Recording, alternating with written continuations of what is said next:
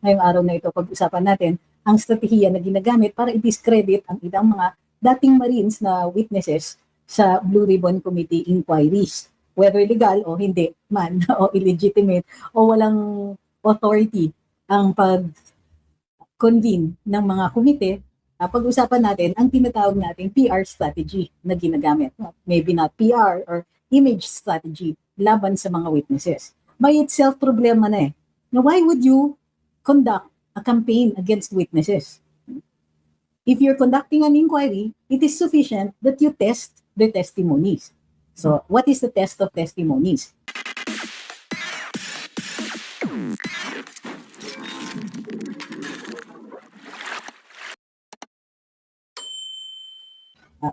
Usually, that is at trial.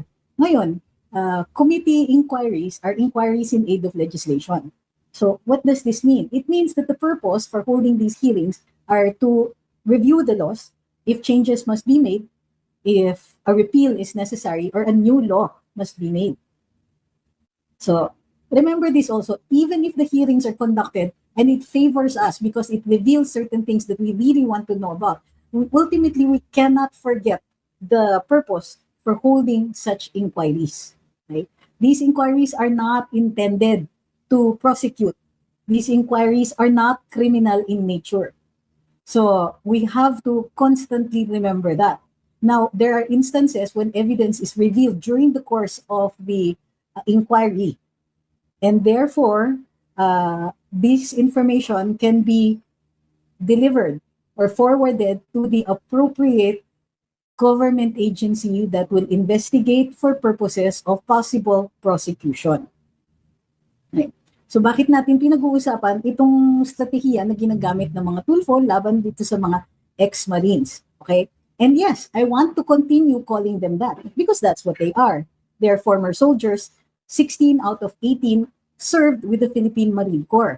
2 of them served as reservists in the Philippine Army. Calling them ex-Marines is simply a convenient moniker, but it is not untrue. The attempt by Senator Raffy Tulfo to recategorize or reclassify how we call them is, let's call it, kumbaga, pangingialam. Sa totoo lang, sino ba ang nagbansag sa kanila nun? Hindi ba tayo? Hindi ba ang publiko? I don't think there was ever any intention to create an image for them. But that's what they are. They are security personnel who are working with Congressman Zaldico, and it is their background in their former careers or former jobs that they were hired. It was precisely for being ex-Marines or ex-Army reservists that they qualified to be delivering this so-called maleta. So baklasin natin yung strategiya. How does this begin? Well, the strategy was intended to label the 18 witnesses as kargador, maleta boys. Meron ka nang naaamoy dyan. And of course, Undersecretary Claire Castro went a little further and called them garbage collectors. This is an offensive, a political strategy, and classic counter-offensive. So kaya natin pinag-uusapan to, kaya natin tinitignan ito ngayon, para naiintindihan natin kung ano ang mga ginagamit nilang sandata laban sa atin, laban sa katotohanan. So una, it's called stripping the narrative, stripping the substantive Marine title. So sabi ni Senator Raffy Tulfo, PR stunt daw yung pagtawag doon sa 18 na ex-Marines. Kasi parang bumabango daw sila sa publiko. At pinapamukhang mga heroes daw sila. Number 1, totoo naman yung 16 ay mga dating members, dating mga sundalo sa Philippine Marines, 2 sa Army. And even yung ang mga kakampi natin, pag sinasabing 18 Marines, sasabihin nila, hindi naman lahat yun Marines. But still, di ba, it is just a convenient name for them. Most of them, 16 out of the 18 are Marines. Oo, may 2 former Army reservists, pero the moniker is not intended to diminish them, nor is there any intent to mislead. So, ang sinasabi ni Senator Raffy Tulfo, PR stunt yan yung pagtawag sa kanilang ex-Marines. At bakit naman hindi? So, sabi ni RJ, na-dismiss nga ni sila. So, you are still a former Marine. Sabihin mo nga sa akin kung anong tatawagin mo dun sa dating Marino na umalis na. Di ba ex-Marine? So kung kahit matanggal siya dun sa serbisyo, hindi ba dating Marines yun? Ano yun? Ma-erase mo yun? Ma-erase mo yung pagiging Marines mo simply because you have left the service? That's BS. Hindi na kayo marunong mag-argue kung ganyan kayo. O, di ba? Not well. Kamusta na? So, weaponizing the institutional backing. Ginamit ngayon ng mga Tulfo, or at least dito sa pagdidinig na yung sinabi ng AFP na hindi lahat sila Marines. Oo, dalawa Army. MIU pa rin sila dati. Tapos, yung iba sa kanila daw ay dishonorably discharged. Pero ang totoo niyan, in-explain na nila yan. Yung isa, kaya siya na-discharge at dishonorable dahil awol siya. Bakit awol? Nagkasakit yung anak or yung asawa. Hindi sila nakabalik on time. O he was removed from the service. Is that something to be ashamed of? O, so yung sabihin mong may kaso, tandaan mo may presumption of innocence, di ba? Ang ibig sabihin ng may kaso, you're still undergoing trial, hindi ka pa convicted. So, by the way, para lang malaman ninyo kung bakit alam ko yung mga ganitong klaseng diskusyon, dahil dati po akong uma-appear sa courts martial proceedings. Not just in general courts martial, but in special general courts martial as well. So, gusto kasi sana nung mga gustong mag-degrade, mag-derogate sa kanila o pababain sila ng credibility, ay gusto nilang ipakita na private capacity naman nila yung pag-deliver nila ng maleta. Kaya nga ex-Marines eh. Sinabi ba nila na Marine sila nung ginawa nila yon? Di ba hindi? Wala naman nagsasabing ganon. In fact, nagpakilala sila bilang mga empleyado ni Zaldico. Sabi ni Ate Mers, wag na daw tawaging ex-Marines. At sinong nag-uutos? Sabi, bakit di pwedeng tawagin nilang bodyguards or maleta boys? Bakit? Hindi ba sila ex-Marines? Saan sila nagsisinungaling doon? Kayo lang naman ang nagre-reklamo. Anong gusto ninyo? Tawagin namin ex-Navy. Sabagay, ang Marines nasa ilalim ng Navy, pwede pa rin. So, bakit?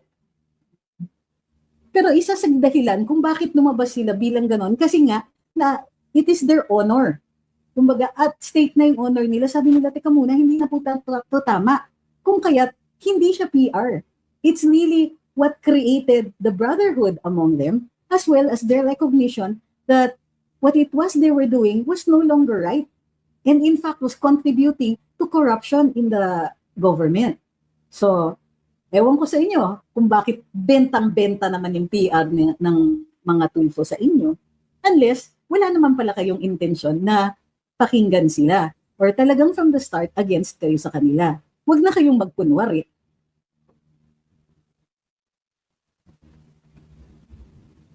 So,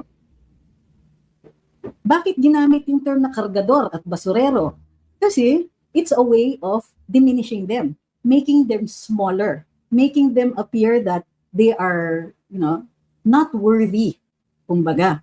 Pero, anong tawag natin dyan? Hindi ba elitist? Basurero. Bakit? Ano ba ang masama sa pagiging kargador? Ano ba ang masama sa pagiging basurero? Kung hindi ba regular jobs naman yon? Ano naman ang masama doon kung kargador sila? Ano naman ang masama sa mga ganyan?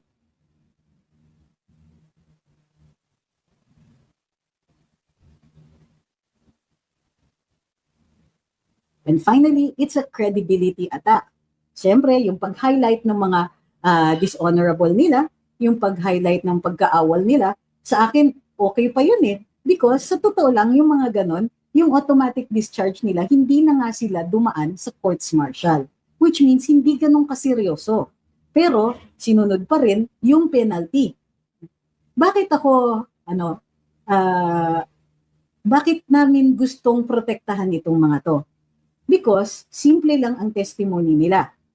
Nag-deliver sila. So, nung nag-deliver sila, they added an essential part of the narrative of corruption in the Marcos administration. It provided the missing puzzle piece. How the gains, the ill-gotten gains, were distributed. Di ba?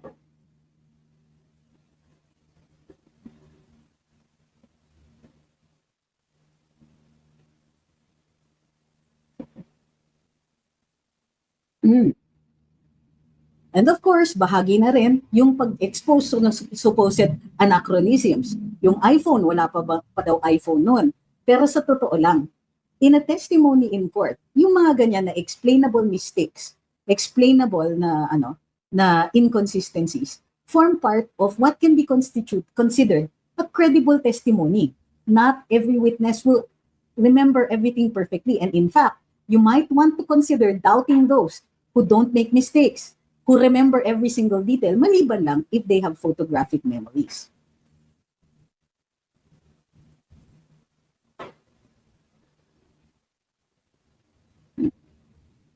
So, the trend now is actually, and nakikita niyo dito sa mga sagot ng mga trolls, lalong-lalo na dito sa Black App, their intent is to make them look like the villains. Their intent is ultimately to accuse them.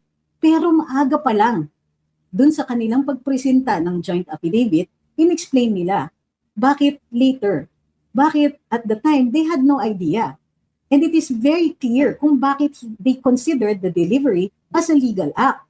Because they started these kinds of deliveries, although not to this large extent, when Zaldico was not yet a congressman. So they thought na, oh sige, ganito talaga ang kalakaran. Let's take your questions.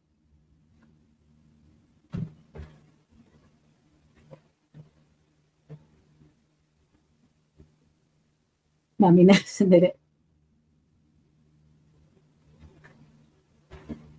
Sabi ni Billy Medina, is there any law being violated by calling them ex-Marines? Wala po. Ex nga eh. There would be a violation if you're calling them active service Marine soldiers.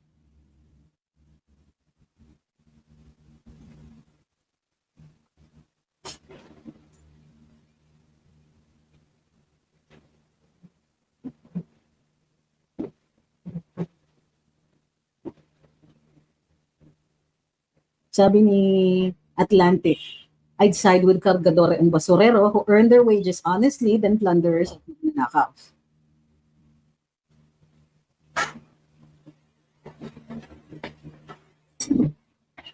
Sabi ni Davey, hinahamak nila ang kapwa Pilipino at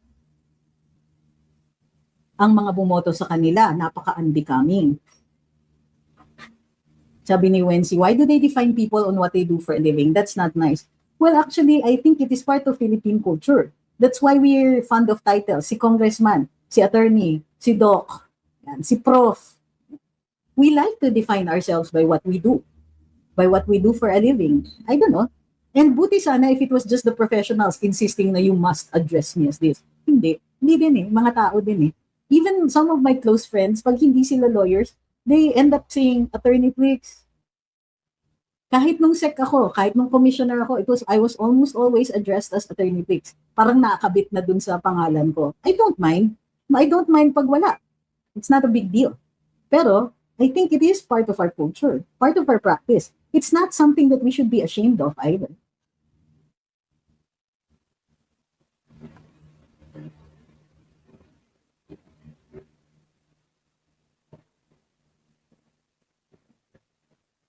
I don't think you should be using the name of Tatay Digong and his picture. Dapat ma-report yung yung paggamit mo niyan. Sabi niya, not credible their testimony pa bago-bago. Ilang taon ka na ba nagpa-practice ng law? Ha? Para masabi mo na ganyan. Hindi mo ba napansin yung practice natin kapag naghihiring tayo, kapag may pinagtatanggol tayo, pag nagpipresenta tayo ng witness. Kunwari on cross-examination, you said you were there on April 25, but actually you were there on April 26. That's why the question is almost always, on or about April 25, where were you? So, bakit? Kasi minsan kahit magkamali ka sa dates, kung credible talaga yung pag-narrate mo, you have sufficiently proven that you were actually there, then yung mga mistakes na ganyan, hindi na baliwalayan ng court. And no, in many instances, it actually bolsters the credibility.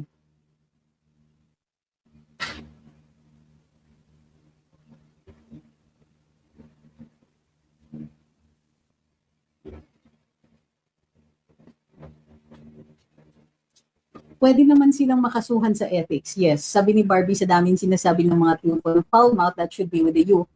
Pwede po ba sila kasuhan sa ethics committee? Yes, pwede. If you're merely filing a complaint, hindi ko mag-guarantee na mapaparusahan sila because that is a jury of their peers.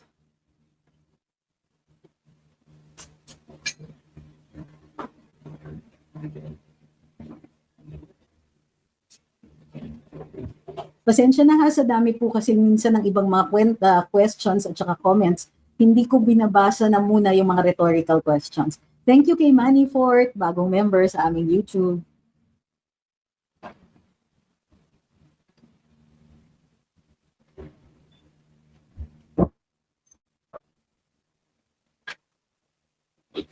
No. Sabi ni Dengski, pwede bang tawagin ng mga ex-marines si Tulfo brothers na corrupt and human traffickers? Kasi di ba, the Tulfos allegedly received money from Maleta at nagbigay sila ng babae kay Tulfo. Okay, hindi ba, ano ang definition ng libel? Malicious imputation of a crime, vice, or defect. Yun yung first part nun. So, malicious imputation. Now, just because they have been accused doesn't mean they're automatically guilty. So, pwede mong sabihin, alleged. Kasi somebody made that allegation, who allegedly received money, who is allegedly a human trafficker. Pero teka ha, hindi ko binigyan ka ng binigyan. You don't know the circumstances of that. We have to look at the law on human trafficking kung papasok yan. So, hindi rin po fair yan. We do not want you committing libel. We don't want our witnesses committing libel either.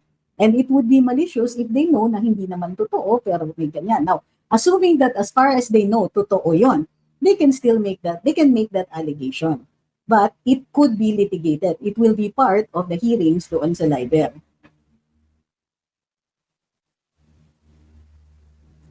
Sabi ni Tony, ay panahon ni PRD, yung mga militar ginawang kargador pag may lindol, may bagyo, may sumabog na bulkan. Tagabuhat ng mga relief goods sa panahon ni PBBM, ginawa sila taga-delivers corrupt money. Sabi ni Ma'am Josie, once a Marine will always be a Marine. Ex-Marine man o active Marine, parating karugtong yun at hindi sila makargador lang. Correct. Kasi kahit yung kunwari, hindi ka honorably discharged, pag nagkita-kita yung mga yan, uma-attend pa sila ng mga reunions, they're still all considered Marines. In fact, kung hindi ninyo alam ang kultura sa Philippine Marine Corps, and actually with Marines all over the world, sino bang Marines dito? Sana may nakikinig para makwento ninyo what it is like. Di ba? May ano pa kayo, may parang cheer pa kayo. Meron nga ang coins di ba? Meron akong isa. Parang meron kayong version ng Valar Morghulis. Sabi ni May Faith, haha, Americans don't even want to be called ma'am or sir. They always prefer to be called by their first name. Yes, but nobody's saying that's better, right?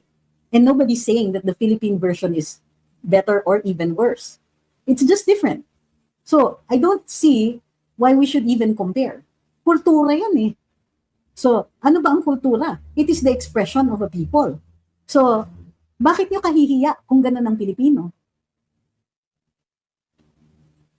Oy, sabi ni I am no one TV. I was once Marines, MBLT 12. Sa Sulu? Sulu?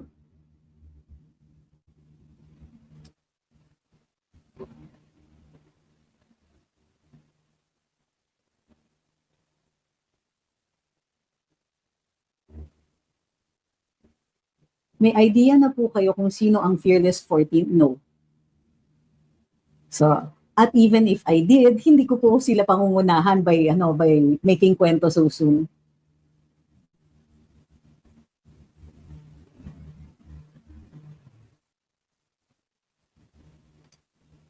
Anong pwedeng gawin ni na Senator Alan Peter Cayetano kung haharang ang mga NBI o OSA sa 18 Marines sa darating na Thursday? They can move venue.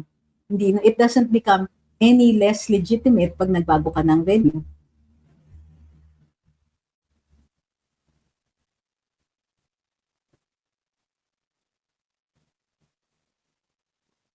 Sabi ni Ma'am Erica, isn't it a southern US thing to call everyone ma'am and sir as a sign of respect too. I know in Texas they do.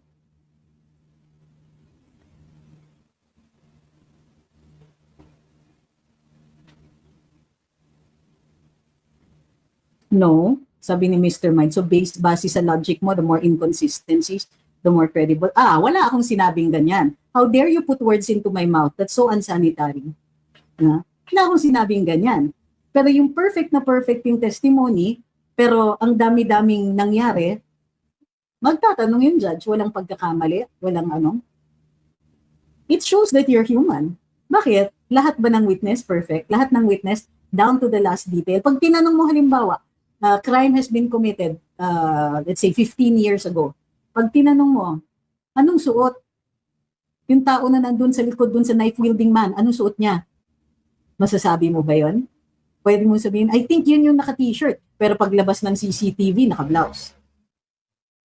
Would that diminish the testimony? No. What I'm saying is that the judge will make a determination based on the other consistent testimony, the other parts of the testimony that are consistent naman. Kasi pwede rin yung testimony mo, tama dun sa iba, tapos mali dun sa iba, i-disregard nila yung mali. So, bakit sa tingin nyo, magkamali ka dun sa isang portion? O let's say you're testifying on 3 different dates. Nagkamali ka dun sa first day, mali na ba lahat? It's not necessarily so, di ba? So, judges are also going to apply reason because that is the rule in law, reasonableness. So, pag sinusobrahan mo ng ganyan, edi pag maraming inconsistencies, mas credible yung witness? Of course not, because that is unreasonable. But it doesn't mean na kapag may 1, 2, 3, or even 4 mistakes, tapos ang dami-dami niyan, tapos iba-iba yung mga witnesses dito, it doesn't mean that it derogates from the totality of their testimony. One mistake will not erase it. Masyado kayong nanonood sa TV ng mga law and order.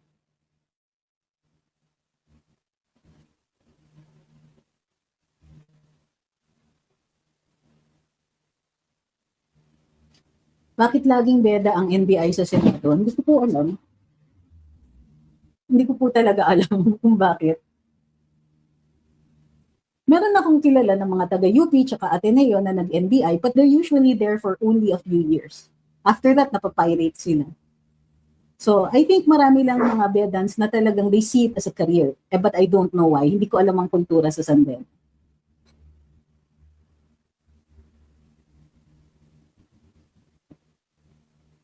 Sabi ni Salvi, may hinamak din yan si Rafi na programa niya sa TV5 na army noon dahil lang sa hindi pinakasalan ng nobya at kalaunan ay namatay sa mission ng army.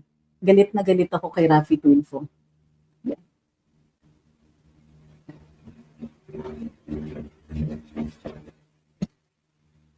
Sabi ni Dane, bakit ko babanggain ang pader at madamay ang pamilya ko para sa isang kasinungalingan? Well said.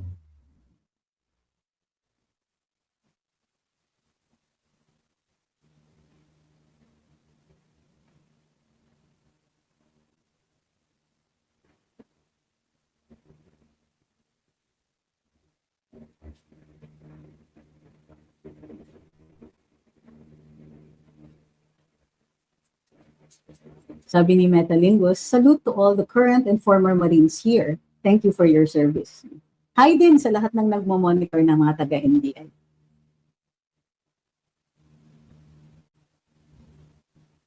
Are the stenographic notes, recordings from SP Alan's Blue Ribbon Committee admissible as evidence in court? They are sworn statements, so yes, they would be admissible. As to whether they will be credible or not, that's up to the judge.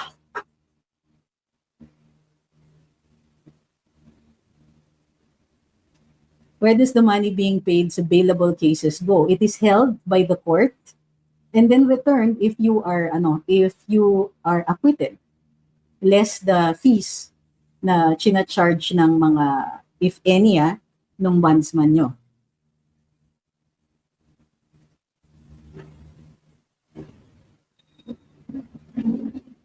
Ano take nyo na magkausap si SP? Mamaya na. Tapusin muna natin ito. Bakit libel and hindi perjury ang mga cases kung under oath ang ex-Marines? Sinabi ko ba libel during the course of the testimony? Libel pinag-uusapan natin kanina, pag tinawag nila na something. Pero walang nakalagay doon that it is in the context of testimony. Now, if you're giving testimony in a legal proceeding, alam nyo ba na mayroon yang absolute privilege? Hindi libelous yun. Kasi kunwari, nag-aakusa ka, pero na-acquit naman, hindi ka malalibel nun, hindi ka makakasuhan ng libel. Posibleng perjury because it is a statement made under oath. Ngayon, pag nag-file ka ng perjury, and ang ground mo lang is sinabi niya ito pero na-acquit, it doesn't automatically mean mananalo ka sa perjury, ha?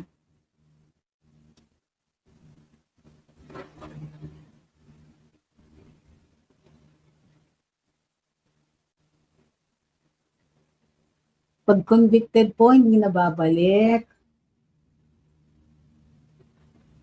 Time to remember. Kasi puro acquitted yung mga kliyente ko eh. Sandali check natin.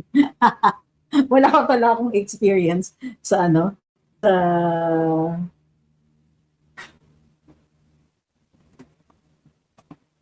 wala akong experience sa yung nako-convict. Hindi ko sinasabing hindi ako natatalo, ha? Pero wala akong experience na na-convict na may bail. Let me see.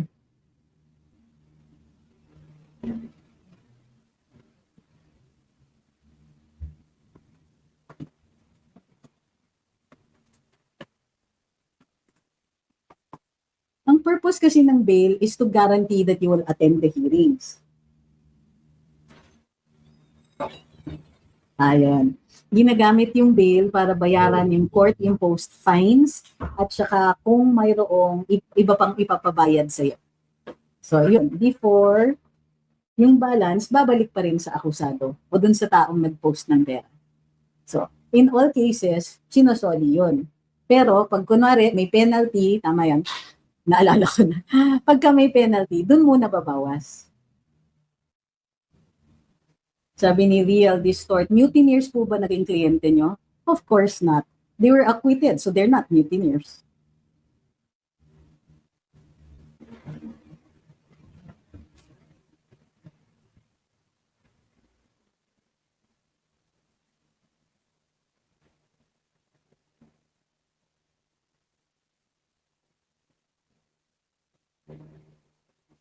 Miss Maya, wag po kayong mag-all caps, sasagutin ko po kayo.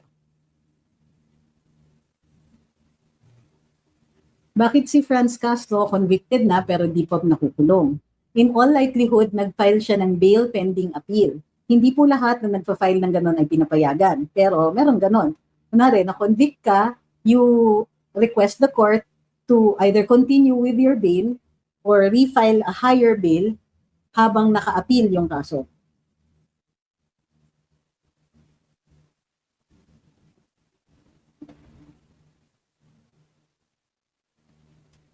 Tama ba na sampahan nila ng kaso si Marcoleta ng plunder? Sigurado ba kayo plunder? Because of the amount. Indirect bribery. So, I think it's a stretch. Kaya chill na chill si Senator Marcoleta eh. Yung kay De Lima po, wala naman siyang fines. So solid. Wala naman De Lima, wala siyang bail. Kasi non-bailable yung kaso niya. Is Lisa Araneta immune from suit for usurping power? No. Hindi nga siya government official eh.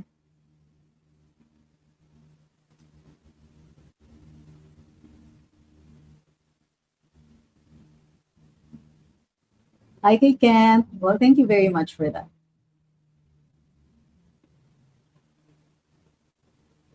Binubuhay po ni Doc Liachon yung Dengvaxia case ni Darin. Hindi naman po namatay.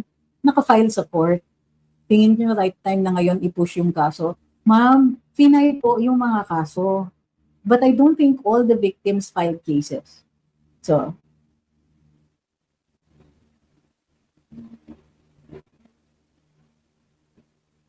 hi kay Kokoy Taylor.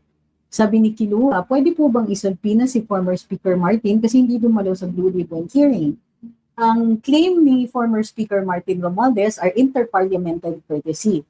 So in many instances, pinapayagan talaga yan ng Senado. But it is not a law or a rule. Meaning, pwede pa rin nilang ipasamon. Ang hindi covered ng interparliamentary courtesy, sina Cheloy Garafil. Sergeant, ay ano siya, SecGen siya. So as SecGen, she does not enjoy the same kind of privileges as the congressmen do. So it's going to be a test kung covered siya. Or I mean, so, sorry, hindi ko pwedeng sabihin na hindi siya covered, but it has not been tested. Pero kung ako yan, I would think that it applies only to congressmen.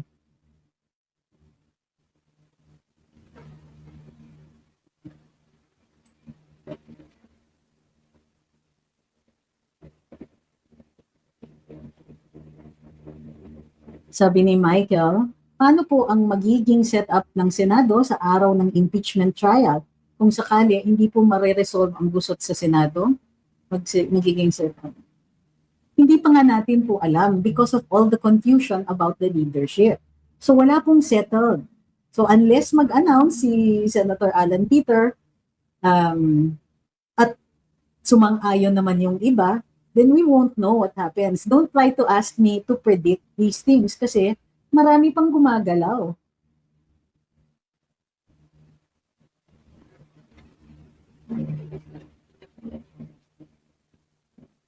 Ako, suggestion lang ha, huwag niyong paulit-ulit sabihin yung ano yung masasabi niyo. Just ask, ma'am, paano po yung ganito? Huwag niyo nang sabihin yung anong masasabi niyo. Kasi number one, it's not very efficient. And number two, it's really irritating because ang sasabihin ko lang sa'yo, if you're asking me for my opinion, I don't give an opinion on every issue. So, just ask the question.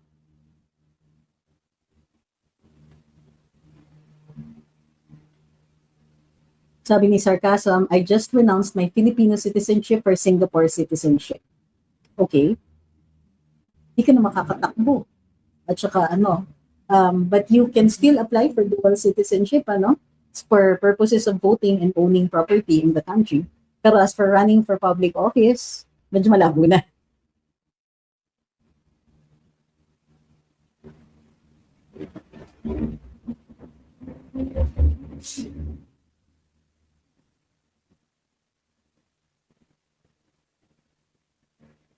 Pwede bang mag-file si VP Inday ng petition sa Supreme Court in pleading both Cayetano and Gatchalian camps regarding the issue? Sinagot na po namin yan ilang beses.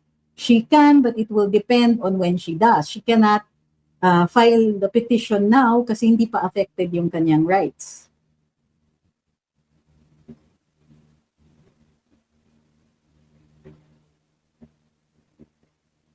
Sakali iba venue gagawin sa hearing sa Thursday, ano implication sa testimonies ng mga witnesses? Wala. Yeah. Kumbaga, ganito. What goes on might be challenged. I-challenge yung legitimacy. But if statements are made under oath, kailangan mong i-justify kung bakit hindi admissible yon in other proceedings. In other words, ganito. Mag-testify sila. Sabihin nila, illegal yung hearing na yon. Pero on record, yung mga sinabi mo, and it is made under oath. Pwede pa rin yan i-submit as evidence in, let's say, criminal cases. Pwede pa rin. Pero, ang kini-question doon is the proceedings and not the legality or illegality or credibility of the statements made during those proceedings. Anong sasabihin nila? O sabihin na natin na the worst happens. Sabihin, sige, illegal yung hearing na yan. And therefore, not all of it is void, all of it is, it has no effect whatsoever. They can simply retake the testimonies later on pag na-establish nila yung legality ng kanilang pagtitipon and resubmit the affidavits and ask the witnesses to affirm the statements that they made. They can also get the transcript or the transcript of these proceedings and affirm them later on. So it's not that big a deal. It doesn't, just because ma-declare na illegal yon, hindi na nila, you can't unsay these things. So, pero ano yung purpose ninyo? Para gustuhin ninyo na mag-survive yung testimonies. Usually, it's for submitting them in other proceedings.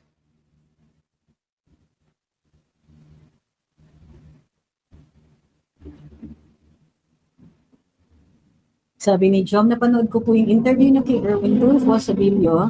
Umamin siya na kilala niya yung mga congressman. Bakit sa tingin niyo hindi siya nagsasalita? Nagsalita nga siya. Sinabi niya, congressman ako.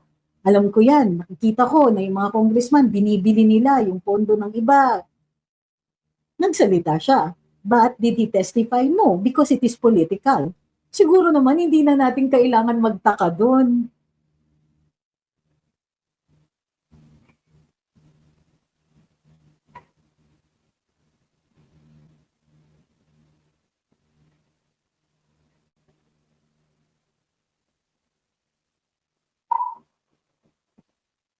Since nag-start na po pareho ang impeachment and flood control, do you think they will finish before the elections or it will go beyond? I don't know. It will really depend on how the proceedings will go. So, hindi ko po talaga alam. Although from what I understand, kung masusunod yung calendar ni Senator Alan, 2 months tapos na yung impeachment. Hindi ko alam yun dun sa Blue Ribbon.